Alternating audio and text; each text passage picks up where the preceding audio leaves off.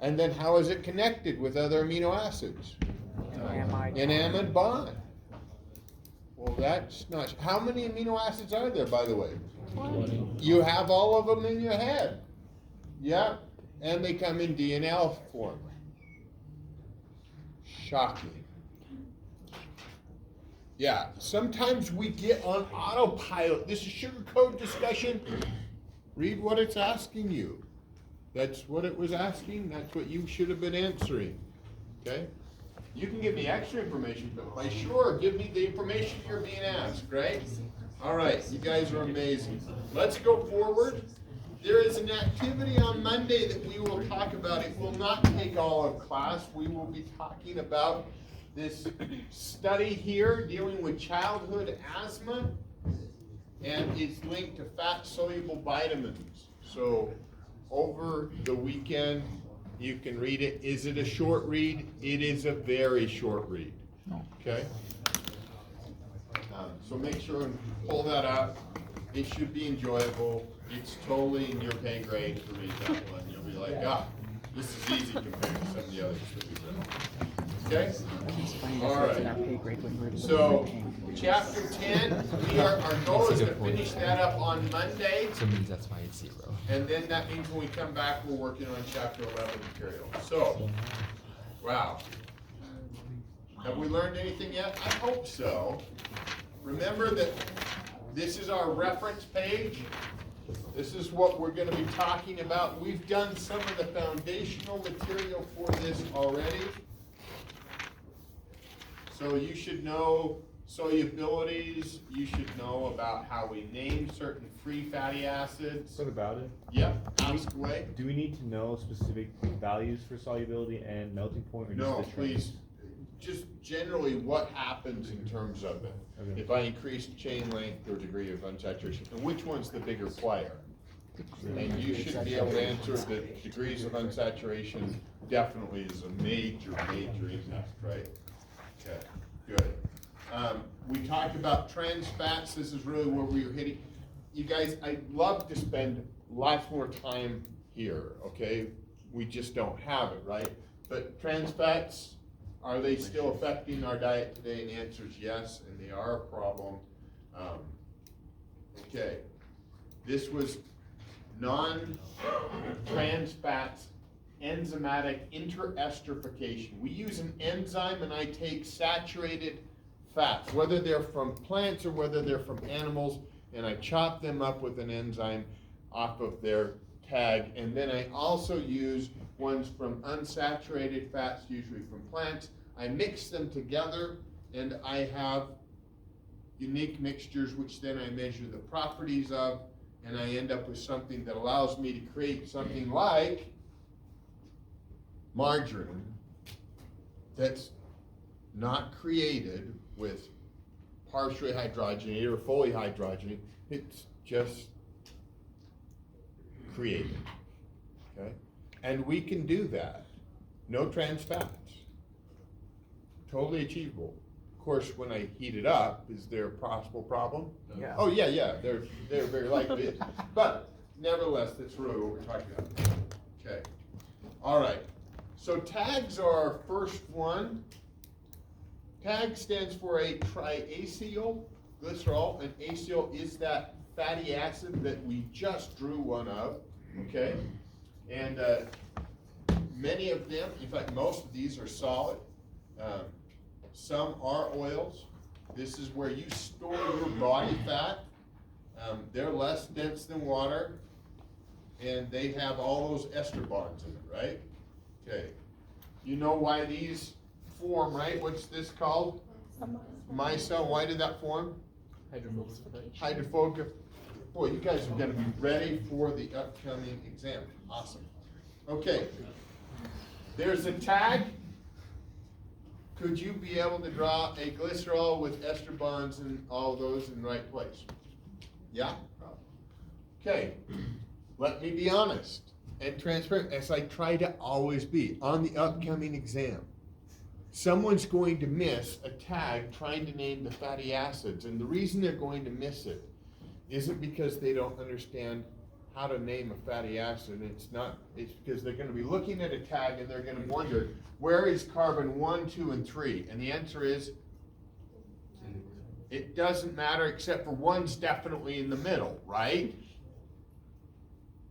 Yeah. Meaning, this is definitely a carbon 2, whether this side's 1 or, it doesn't matter. Sorry, Nathan's going, no, it's definitely 2 for sure, whatever it is, it's in the middle. If you look, you should be able to figure out what the correct structure is if you're orienting yourself based on where is the middle of the tag, okay? Look for that, identify it, make sure you've got the right one, and then go from there to figuring out which one matches the naming on the end, okay? It'll be obvious if you're paying attention to that.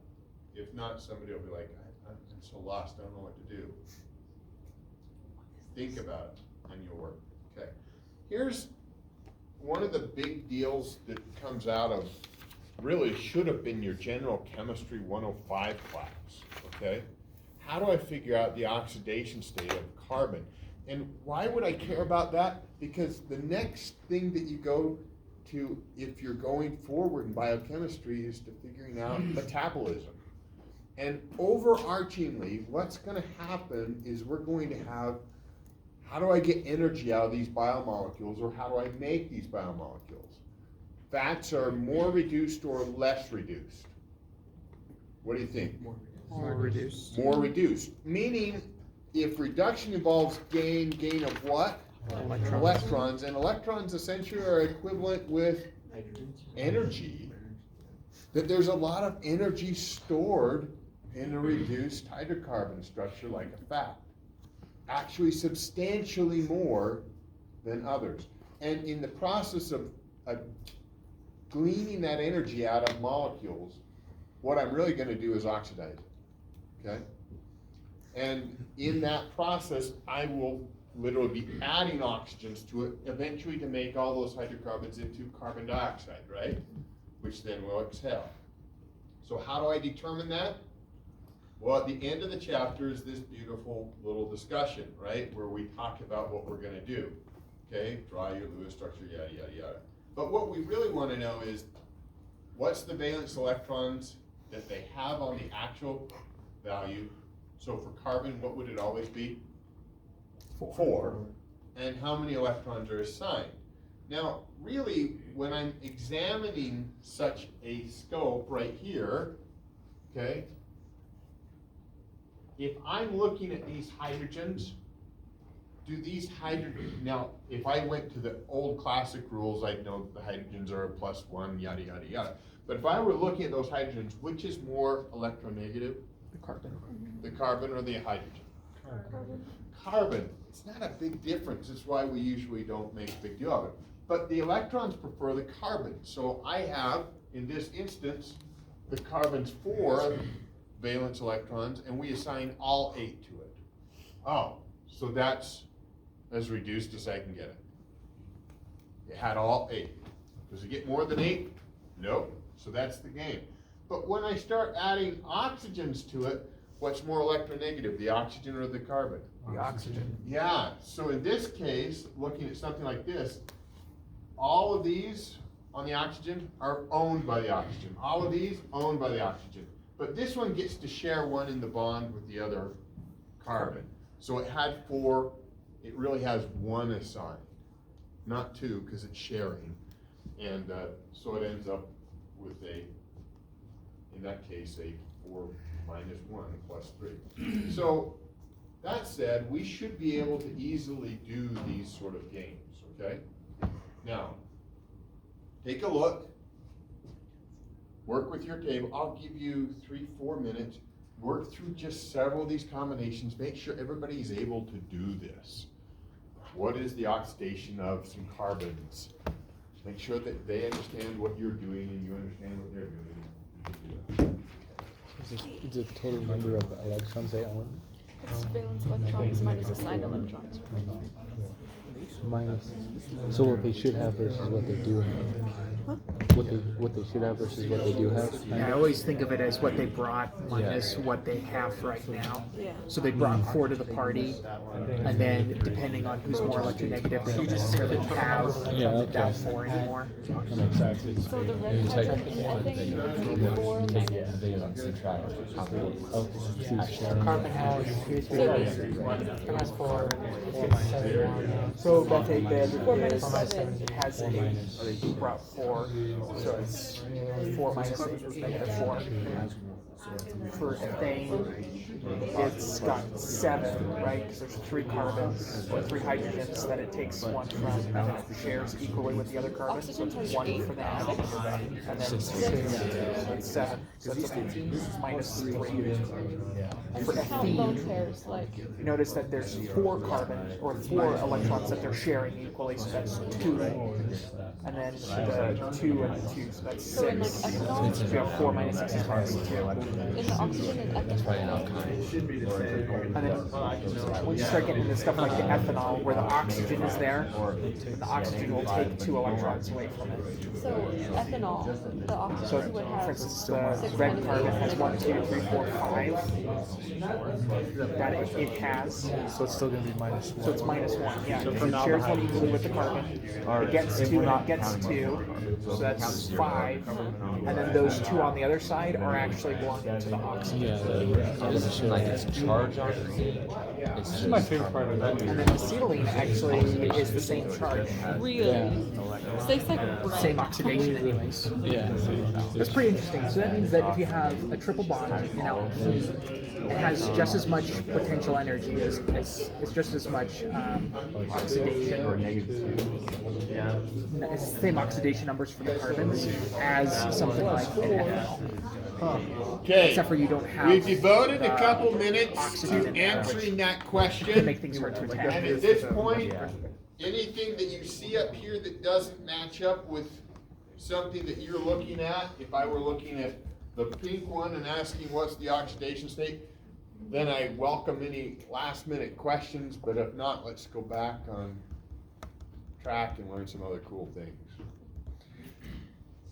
If I grabbed a biomolecule and I knew what its oxidation state was of a carbon, I should be able to predict on a list of metabolites that I'm actually gleaning energy, is it upstream or downstream? Did you just hear what I said? I could predict which one's more oxidized, which one's more reduced, and it would be, I could organize it. How do you think they did it the first time? They have this soup coming out. They don't know which one's supposed to be which order. It's all coming out. They're like, what's happening here? They knew CO2's coming out. They know sugar's going in. Let's figure out the order. That's a really good strategy to just start whittling down the biomolecules in the process of a anabolic process. Okay, so we'll jump back up to where we want to be. All right.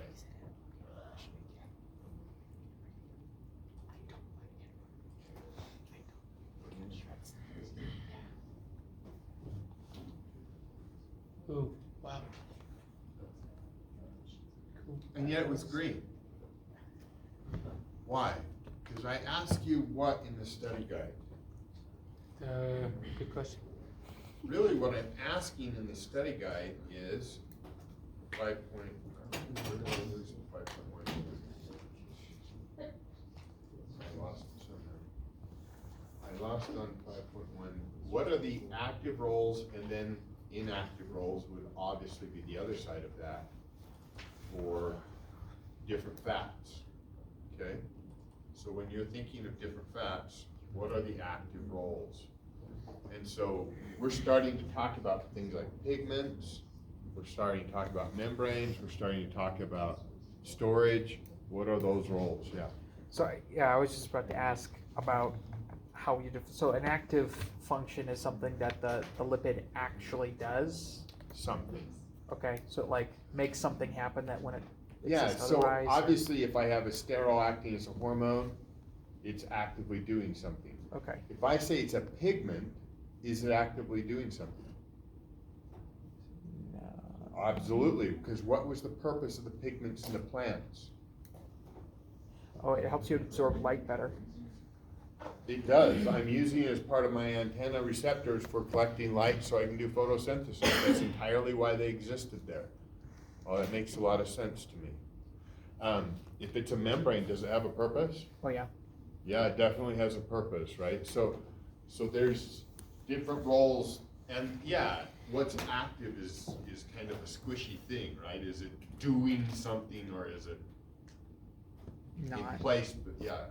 So would we say that something like fuel storage would be considered an inactive role generally? Passive role. Okay. Good. Okay. Yeah. Big old fat cells. Fine. Okay.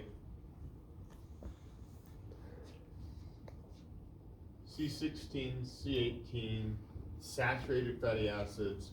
What do you think? Solid or liquid?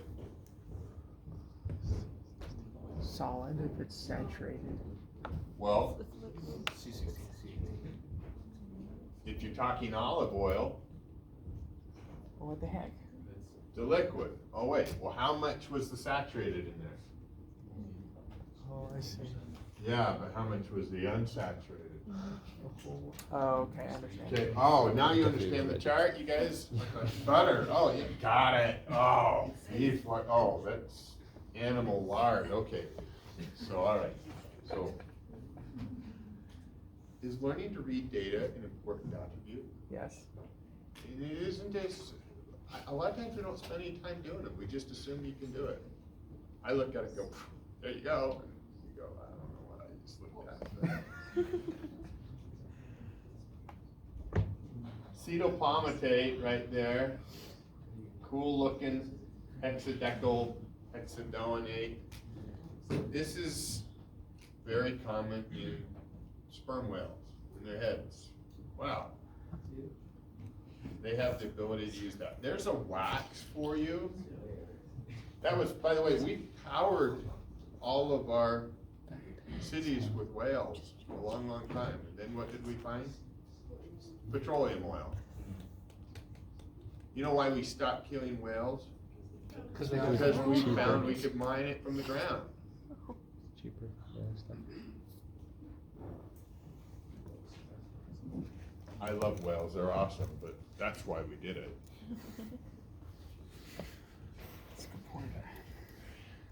We're all about save the whales, that's good, but the reason we did it was that we didn't need to kill them anymore. We can mine it from the ground. Waxes are esters of long chain saturated with a long chain alcohol. This is beeswax. Palmitic acid, C16, and a tricontinol, which actually has a total of 30 carbons on it, linked together as an alcohol. It's got ester linkage, but it was a fatty acid and a alcohol. Okay. Where else do we use them? On plants to help keep the moisture in. On feathers and birds. Yep. So there's some of my beeswax. Have huge amounts of this at home for playing with. I can sell it for lots of money, but I don't. I just keep it around and have fun with it. I make candles and burn it and nothing. Oh, wow. But is earwax wax? No. What was keratin, by the way? Protein. Tell somebody else about keratin. Review it. You got a minute. Red-handed alpha. Oh, flipping around. Wow, So smooth. it's Did you study that? It's weird because we weren't tested on that. It's weird because we weren't tested on You that. wind them together with fibers, like superhero structure. Just wait. And then those that's happened to me. vibrate. I have red-handed alpha. Wait till the final, and then it'll show up again. Is keratin right or left handed? You're like, That's how keratin see that? You know, they're like, is. Wait, why is it that so much. So So much. What's the much. difference between keratin, say, like a turtle? Okay. shell was So keratin, you said it was, what was the helix on it? Alpha helix, which was right-handed itself, but how was the supercoil? Left-handed. Okay, good. I hope you're remembering some of this stuff, because what do you have coming at the end of this unit? The final one is comprehensive. Right. That's right. That's why he does that sort of crazy thing. 12 to 20% is saturated and unsaturated fatty acids, alcohols, and squalene. And then cholesterol. Squalene is a precursor to cholesterol. What does your earwax smell like? It stinks, you guys. It's really what it smells like. But it's not wax. Okay? All right.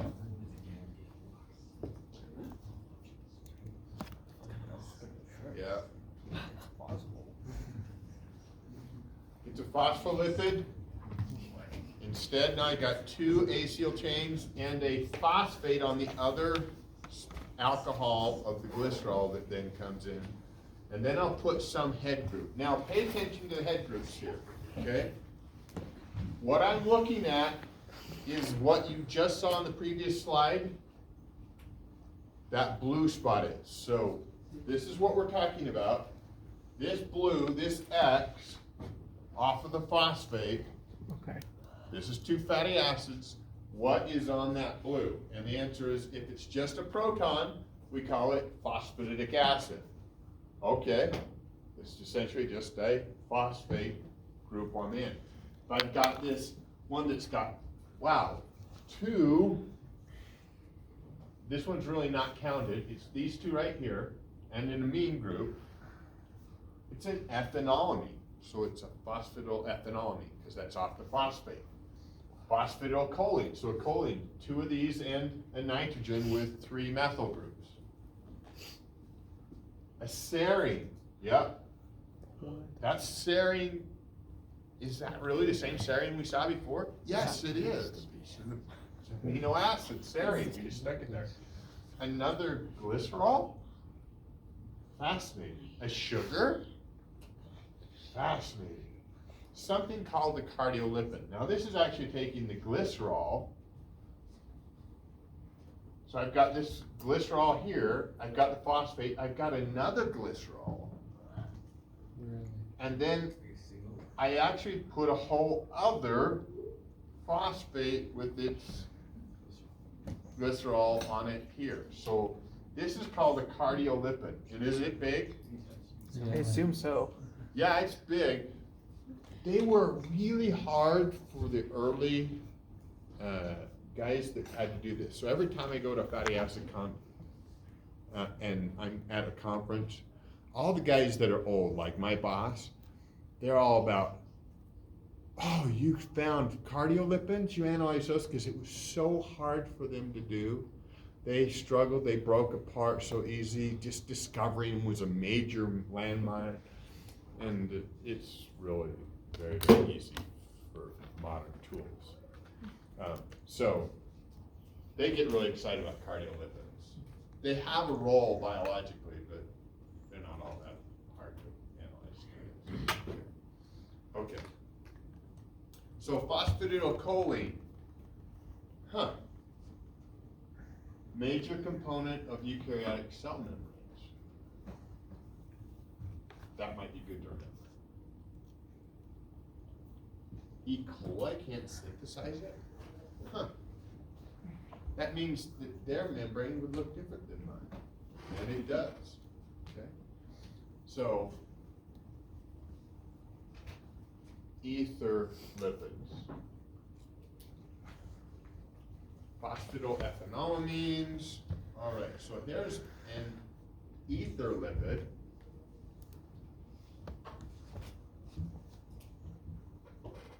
I can handle that.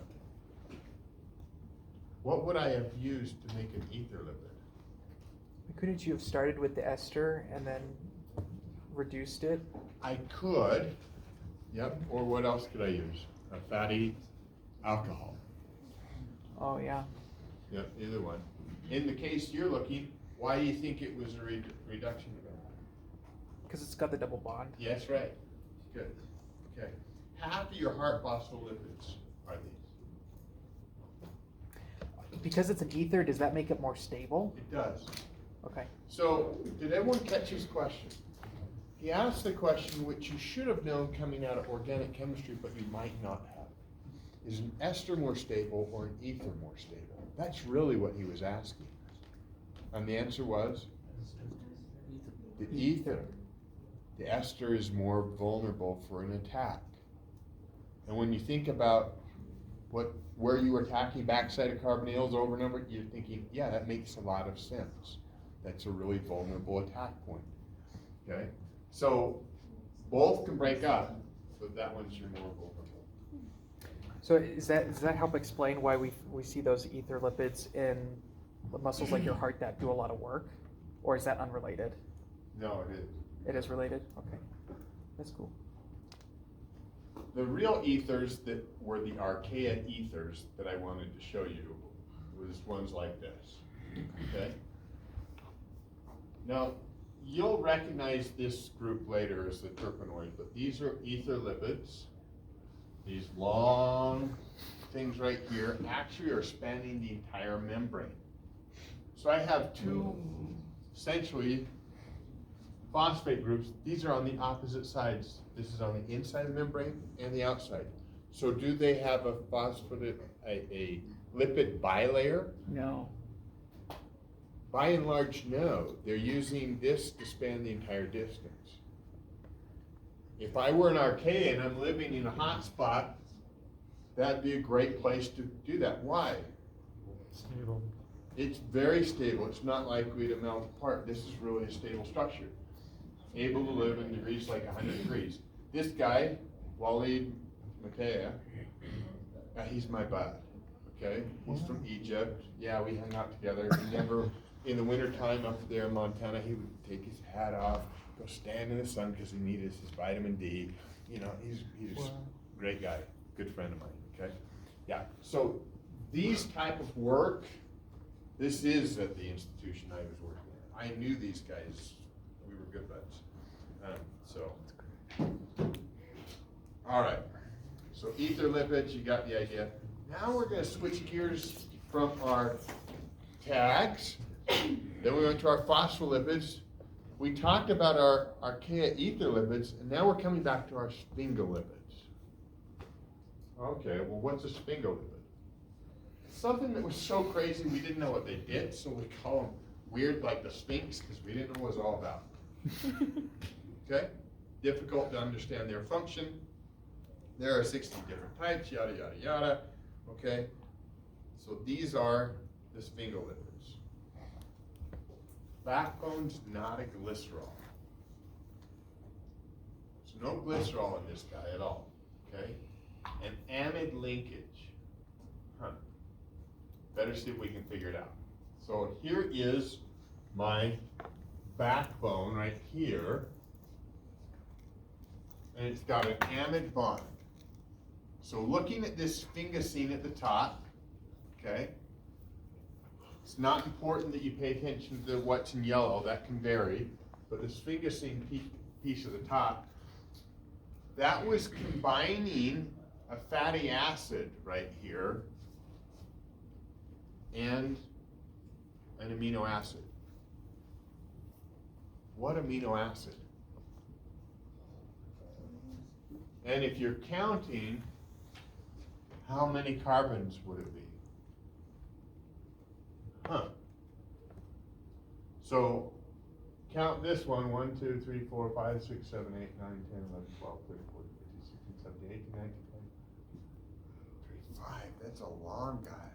But what about this one up here? So what did I do to make this? Figure out if you can think about what amino acid must be sitting there.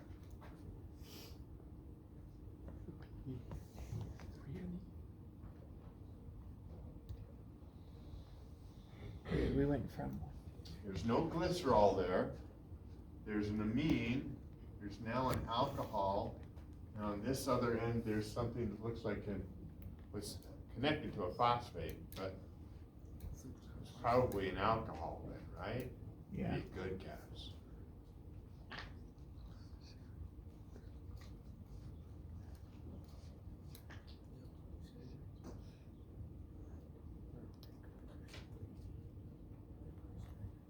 Okay, discuss it in your group, come up with your guess.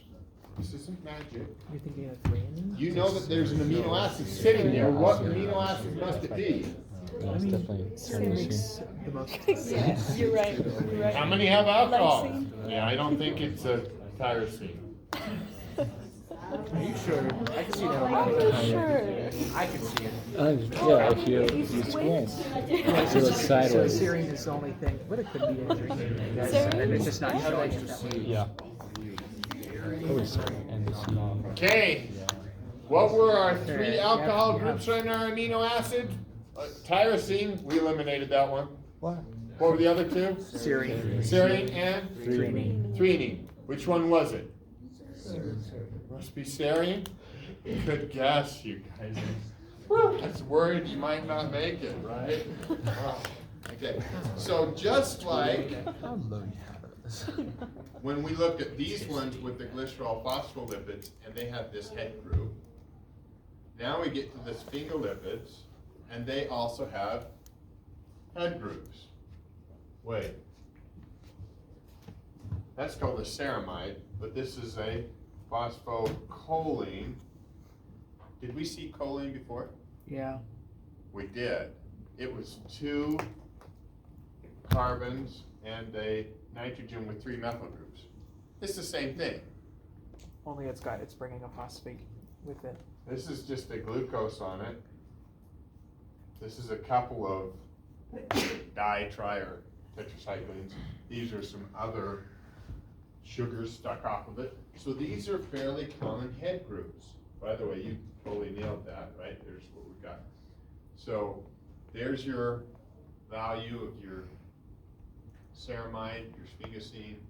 This is sphingomyelin. And most of you know sphingomyelin because you've heard about the myelin sheath. What are we talking about there? Nerves. Nerves. Neuron. So these must be important then. Yeah. Okay, so there's your sphingomyelin, and that's got a phosphorylcholine on it. Do you have a question, Kevin? What's phosphorylcholine look like compared to sphingomyelin? Do they look alike? Kind of. A little bit. Structurally, they look very similar. What's really the distinguishing feature? So the sphingomyelin only, it's got an alcohol and not a carbonyl for one of its like long chains, right? Yeah, but it's got this amide in there, right? Right, that too, yeah. Instead of an ester. Don't worry about the degree of uncertainty. It's really about that amide length. Okay. Both of those looked at again. All right, so we talked about blood groups before.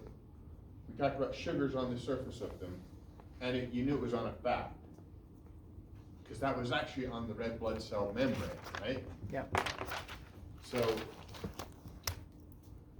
same picture you looked at before, but now what are you looking at?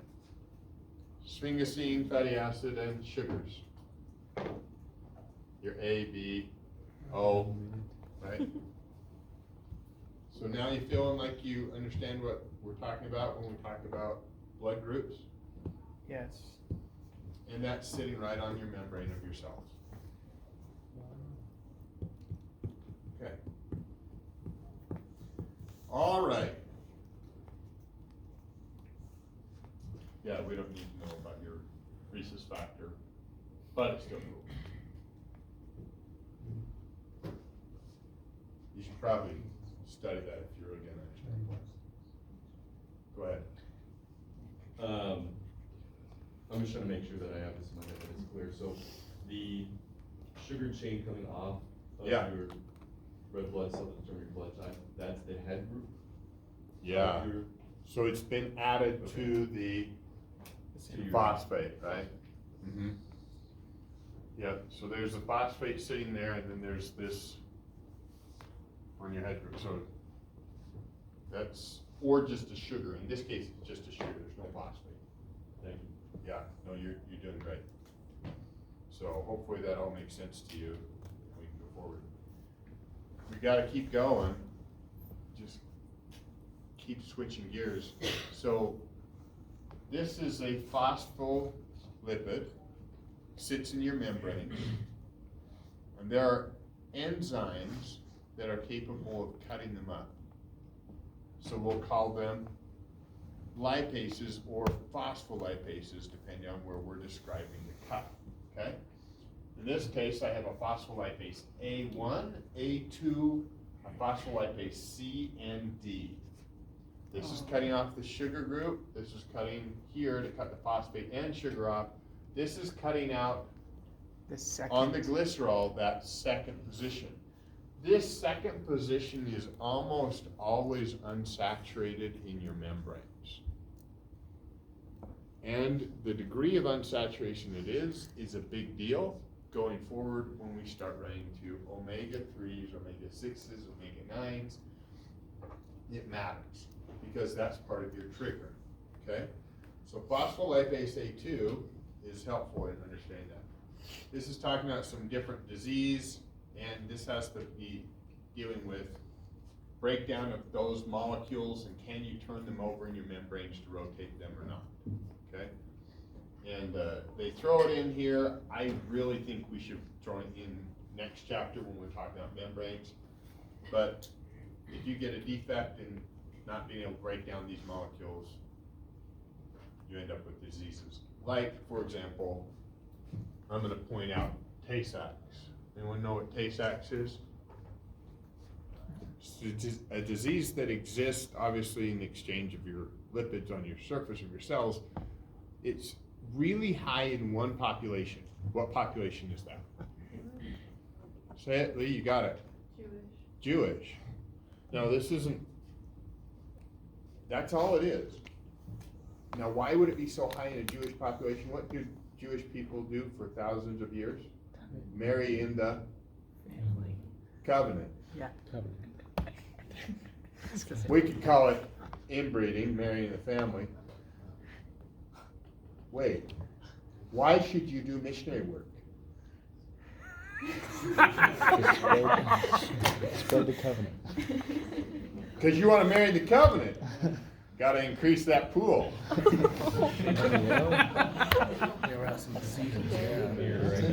Going on. Go be missionaries. Gather Israel. Makes sense? Like, where did that come from? I don't know. I get it though. Inspired. That's what that is. Omega-3 versus omega-6, I know you can identify them at this point. Omega-6s here are listed as pro-inflammatory, meaning they cause inflammation. Anti-inflammatory in these two categories of omega-3s. These omega-6s over here are acetylated cyclooxygenase 2. Now, it turns out to acetylate a cyclooxygenase 2, I used something that transferred an acetyl group. That something right here is known as aspirin, acetyl salicylic acid. And it's transferring the acetyl group to the enzyme. Turns out for cyclooxygenase 1, what does it do? Shuts it down. It doesn't run at all. So that's an irreversible post-translation modification we did with a drug. For cyclooxygenase 2, it changes the shape of the binding pocket just a little bit, and it actually produces, instead of taking the marker and creating pain, inflammation, fever, it actually instead does something that's anti-inflammatory. So aspirin has two roles: take your cyclooxygenase 1 or 2 out of commission. The one, it takes it out of commission completely. The other, it alters the enzyme function, so it actually is producing anti-inflammatories out of my pro-inflammatory molecules. So it's not that aspirin itself is anti-inflammatory, it's that it makes your body make the anti-inflammatory molecules? Smart, good. And omega-3s themselves were all anti-inflammatory.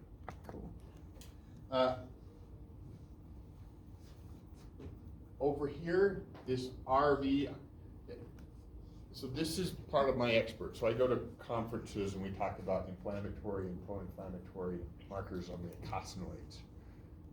So the world's experts there include doctors, it includes biochemists, it includes people who are also into microbiology, and we're all looking at the same thing.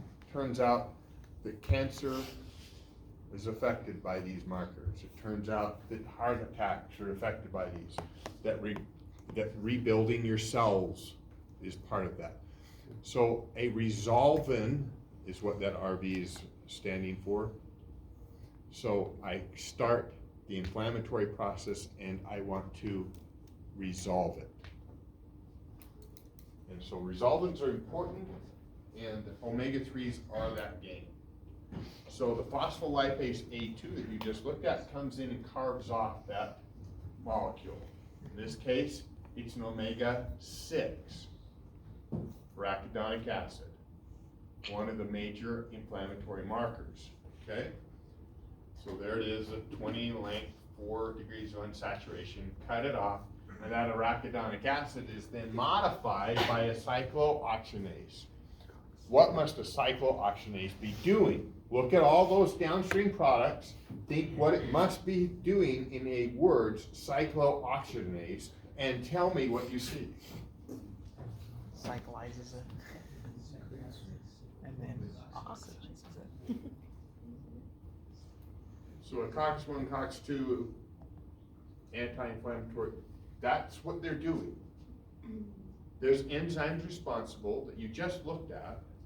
They're making a oxygen in a cyclical structure on these fatty acids that it just carved off with your membrane. Why does it do that? Because these are downstream markers that you're interested in, like prostaglandins and thromboxanes, okay? So aspirin, ibuprofen affect cyclooxygenases, okay? So here are the 3 classes of downstream markers that we're going to be talking about that you should be familiar with. Prostaglandins, thromboxanes, leukotrienes. Prostaglandins, what should you know about them? Largely that they're associated with Inflammation. inflammation, pain, fever. Okay. Thromboxane, really one role, blood clotting. Okay. And leukotrienes, smooth muscle. Specifically, too many on your leukotrienes and it actually affects and causes anaphylactic shock. Now there are other leukotrienes, there are other prostaglandins that you could have in there, but all of these are part of it. So if I am talking about an NSAID, non-steroidal anti-inflammatory drug that affects a cyclooxygenation, we are talking about ibuprofen Aspirin. and aspirin, okay? That's really, which aspirin's word in our class is now called what? Acetyl salicylic acid. If you took Brother Lemon's class, you'd make that in lab. It's not that hard of a synthesis, it's cool to do, okay? Acetyl salicylic acid will show up on the upcoming exam. You need to know what it is. Okay, ibuprofen shows up on the exam. You need to know what that is. Yeah. What is warfarin? It's a lipid class molecule. What's it used for? Blood thinner. It's rat poison. Coumadin. Okay, what would that have to do with eicosanoids, specifically here? Does that block the Blocking the thromboxane production. Okay, so that's what we're talking about with that. And then I'm going to use another one that I need you to have in your working vocabulary because it seems to trip too many people up. If I say an antihistamine, and we'll use the famous one, Benadryl, what does that do? Does that block the production of histidine? It blocks the production of histidine, which, by the way, comes from which amino acid? Histine, and then it's modified to become a histine. Okay? So it blocks that. An antihistamine is blocking that, which is part of your response of saying, I recognize this molecule, usually a protein, is foreign. I'm going to have an inflammation response to it. Okay?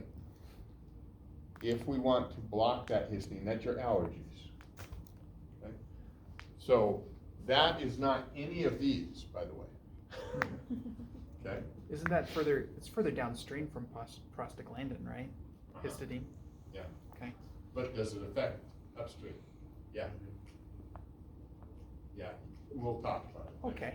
Okay. So these are different thromboxanes. That's what we're talking about. There's your NSAIDs. If there are such things as NSAIDs, non-steroidal anti-inflammatory drugs, then there must be also steroidal ones.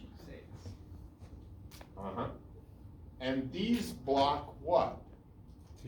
For those who can read the fine print on the slide that you'll want to study, that's in green, it says that prednisone and prednisone inhibit the synthesis of leukotriene by blocking the phospholipase A2.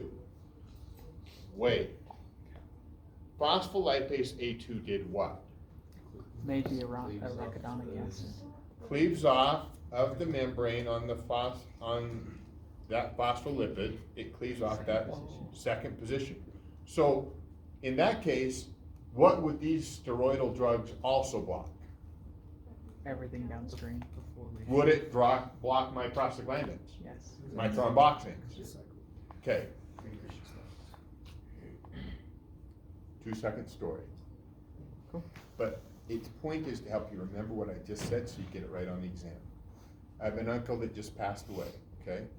My dad's baby brother. He died of a disease that's irrelevant to this discussion at this point. We'll mention it later, okay? He got in an accident a decade ago. He was hit sitting, he's very wealthy. He and his wife make over $1 million every year, okay?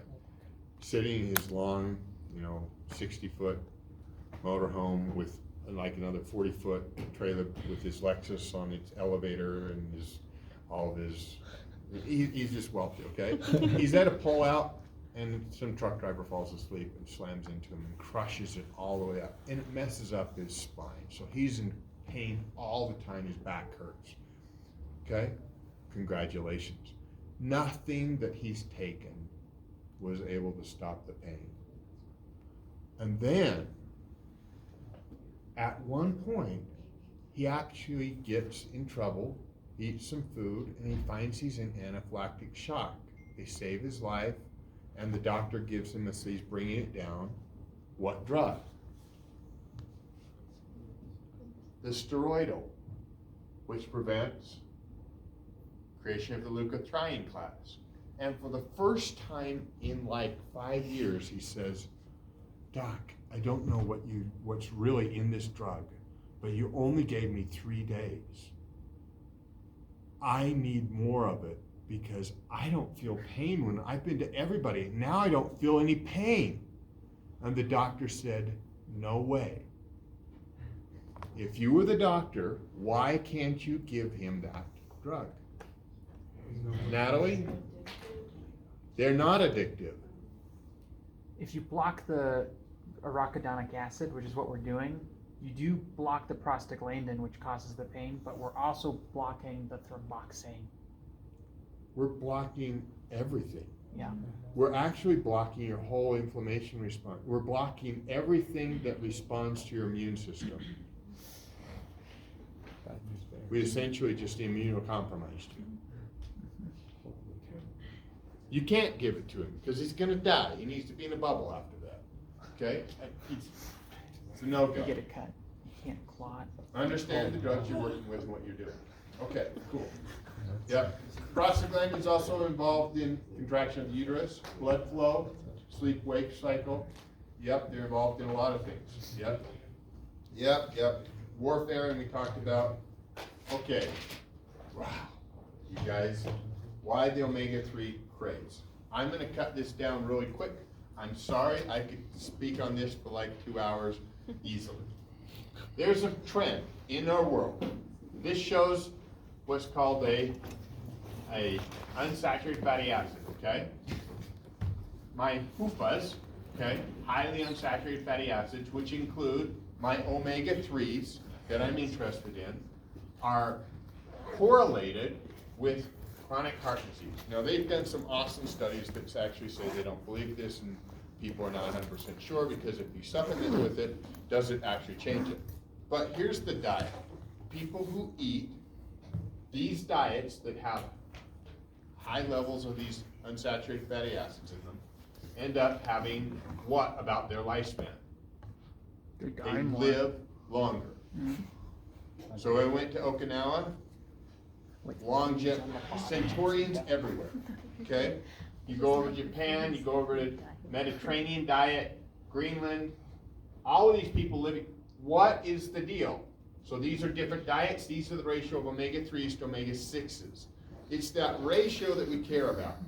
That ratio, looking about what we just talked about, in the membrane should be 1:1, because if the enzyme, that phospholipase, goes around to cut off your inflammation response, it has to be able to turn it off just as easy. The resolvent response should be just as easy. It turns out that in our diet, or if you live in India, 1:20, 1:50, the odds of finding the molecule that will shut off your inflammation response is really low. So you end up with a disease that we call chronic inflammation, which includes diabetes, coronary heart disease, which includes arthritis, which includes all these autoimmune diseases that you're looking at. They're all attributed to this facet. So why the craze? Why the 1:1? That's it. How do you get it? I know, it's time. Eat foods with omega-3s in them. What's the best one? Fish. Large ocean fish, not trout. We're talking about large ocean fish high in algae, because the algae was the one that got it, okay? What else did you do? Well, probably less meat. Study just published actually this week. Shocker.